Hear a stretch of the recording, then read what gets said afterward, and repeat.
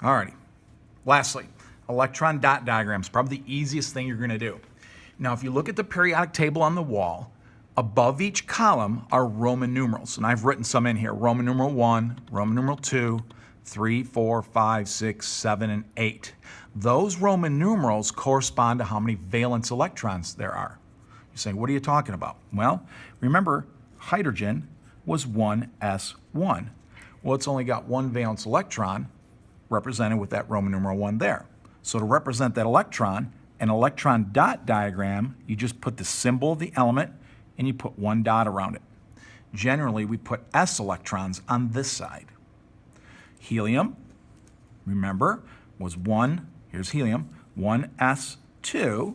It's got 2 valence or outer electrons, and so all you do is you write the symbol and then you put the 2 dots.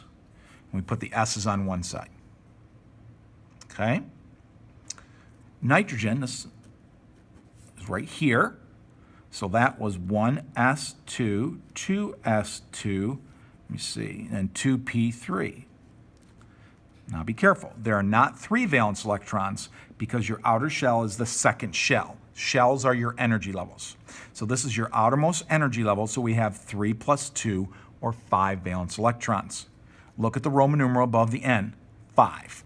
So we put the symbol N, we put our 2 electrons there, that represents the s electrons. And if you want to really impress somebody when you go off to college, when you put those 3 electrons around it, you put 1 on each side, like that. And this might represent px, this might represent py, and this side would represent pz. Now, to be honest with you, I don't really care as long as you've got 5 dots around it, but that's technically what people will do if they want to get really particular about it. So why don't you go ahead and pause the video and write dot diagrams for, oh, I don't know, why don't you write it for chlorine and GE. And we'll meet back after you get that done. Okay, chlorine, right here. 7 valence electrons, so we're going to put 7 dots.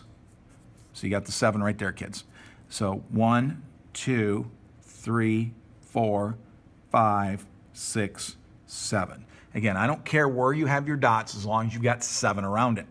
Now, if you want to be fancy schmancy, you could use lines to represent dots.